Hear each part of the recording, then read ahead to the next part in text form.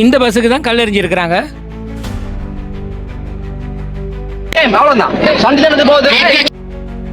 பஸ்ஸின் விண்ட்ஸ்கிரீன்லாம் அடிச்சு நொறுக்கிட்டாங்க.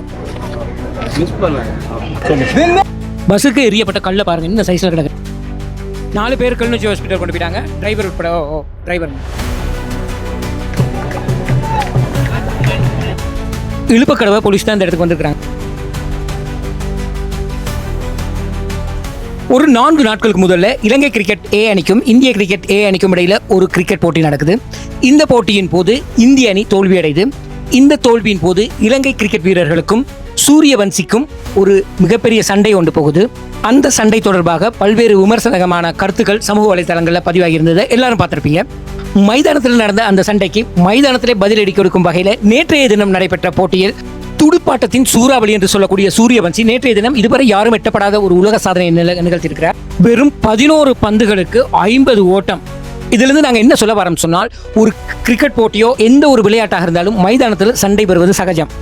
ஆனால் அந்த சண்டை மைதானத்திலே இருக்க வேண்டும், வெளியில் நண்பர்களாகவே இருக்க வேண்டும். விளையாட்டில் வரக்கூடிய சண்டைக்கு பதிலடியாக விளையாட்டிலே தான் காட்டணும். ஆனால் நேற்றைய தினம் மன்னார் பகுதியில் நடந்த ஒரு உதைப்பந்தாட்ட போட்டியில் தோல்வியை சகித்து கொள்ள முடியாத ஒரு அணி வெற்றியடைந்த அணி மீது மிலேச்சத்தனமான ஒரு தாக்குதலை நடத்தியிருக்கிறாங்க. இது தொடர்பான ஒரு காணொலியை தான் இன்னைக்கு பார்க்க போகிறோம். நேற்றைய தினம் மன்னார் பண்டிவிரிச்சான் பகுதியில் மிகப்பெரிய உதைப்பந்தாட்ட போட்டி ஒன்று நடந்தது. அந்த போட்டிக்கு பல்வேறு பிரதேசங்கள்லேருந்து பல அணிகள் பங்கு கொண்டிருக்குது. அந்த போட்டிக்கு கிளிநொச்சி மாவட்டத்திற்குட்பட்ட வலைப்பாடு அணியும் மன்னார் மாவட்டத்திற்குட்பட்ட தேவன்பட்டி அணியும் பங்கு கொள்ளுது. அந்த 2 அணிக்கும் இடையில் ஒரு போட்டி நடக்குது. அந்த போட்டியில் வலைப்பாடு அணி வெற்றி பெறுது. வெற்றி பெற்ற பிறகு அவங்க வெற்றி கொண்டாட்டத்தை கிரவுண்டில் என்ன செய்கிறாங்கன்னு சொன்னால், ஸ்பீக்கர் பாக்ஸ் எல்லாம் போட்டு பாட்டெல்லாம் போட்டு கொண்டாடுறாங்க. போட்டி முடிஞ்ச பிறகு அவர்கள் வாடகைக்கு எடுத்துகிட்டு வந்த பஸ் மூலமாக அங்கேருந்து வெளிக்கிட்டு வராங்க. அப்படியே வரும்போது வெள்ளாங்குளத்தை தாண்டி வராங்க. வரும்போது ரோடில் ஒரு 30க்கும் மேற்பட்ட ஒரு குழுவே ரோட்டில் அந்த பஸ்ஸை மறித்து கொண்டு நிற்கிறாங்க. சாரதி உடனே பஸ்ஸை நிப்பாட்டுறார். நிப்பாட்டின உடனே பஸ்ஸின் கண்ணாடிகளுக்கு கல்வீச்சு தாக்குதல் நடக்குது.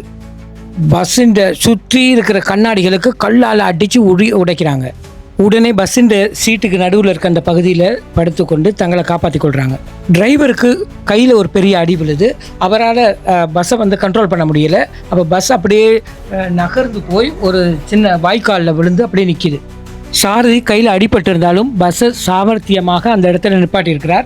அப்படி இல்லாட்டில் அது பக்கத்தில் ஒரு பெரிய பள்ளம் இருந்ததாம். பள்ளத்தில் பஸ் விழுந்திருந்தால் பெரிய உயிர் சேதம் ஏற்பட்டிருக்கலாம் என்று சொல்லப்படுது. இந்த சம்பவம் நடந்து கொண்டிருக்கும் போதே வலைப்பாடுலேருந்து சென்றிருந்த மற்ற பஸ்ஸு அங்கேருந்து வருது.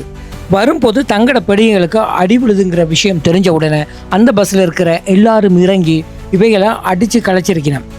அந்த நேரம் எல்லாரும் ஓடிட்டாங்களாம். அதுலேருந்து ஒருத்தர் மட்டும் சிக்கியிருக்கிறார். இது நடந்து கொண்டிருக்கும் போதே இழுப்பக்கடவை போலீசார் சம்பவ இடத்துக்கு வந்துட்டாங்க. பிடிப்பட்டவரை இழுப்பக்கடவை போலீசாரிடம் ஒப்படைச்சிருக்கிறாங்க. சம்பவத்தில் காயமடைஞ்ச சாரதி உட்பட 3 வீரர்களை கிளிநொச்சி மாவட்ட வைத்தியசாலைக்கு அவசரமாக கொண்டு போயிருக்கிறாங்க. அடித்து உடைக்கப்பட்ட பஸ் இழுப்பக்கடவை போலீஸில் தற்போது நிறுத்தி வைக்கப்பட்டிருக்குது. சம்பவத்துடன் தொடர்புடையவர்களை கைது செய்வதற்காக இழுப்பக்கடவை போலீசார் விசாரணையை மேற்கொண்டு வருகின்றார்கள்.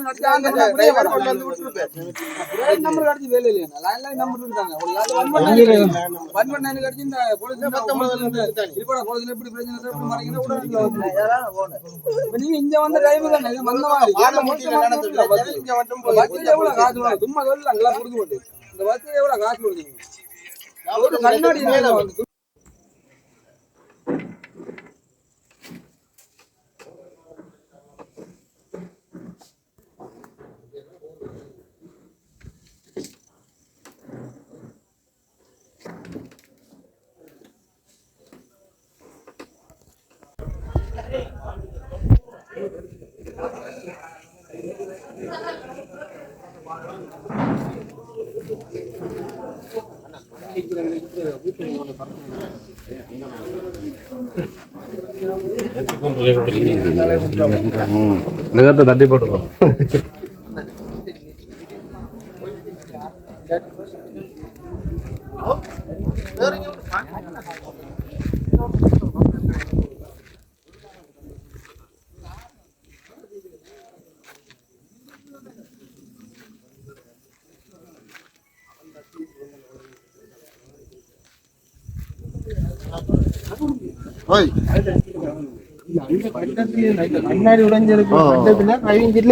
நிலைமையில தான் கிடக்கு.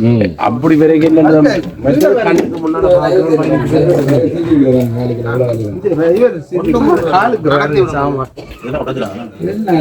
காலுக்கையும் கிடக்காம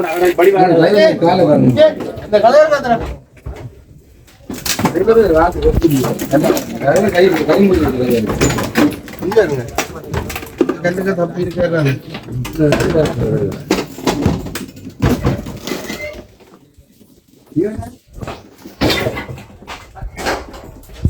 நிச்சயமாக இந்த சம்பவத்தை யாராலும் ஏற்றுக்கொள்ள முடியாது. பாதிக்கப்பட்ட தரப்புக்கு உரிய முறையில் விசாரணை நடத்தி தீர்வு கிடைக்க வேண்டும் என்பதே எங்களுடைய நோக்கம். ஒரு சில நிமிட கோபத்தால் ஒட்டுமொத்த விளையாட்டும் சீர்குலையலாம். வன்முறையை கைவிட்டு தவறுகளை திருத்தி ஆரோக்கியமான விளையாட்டு சூழலை மீண்டும் கட்டியெழுப்புவதே இரு தரப்பினருக்குமான இப்போதைய தேவையாகும் என்று கூறி இந்த காணொளியை நிறைவு செய்கின்றோம். நன்றி, வணக்கம்.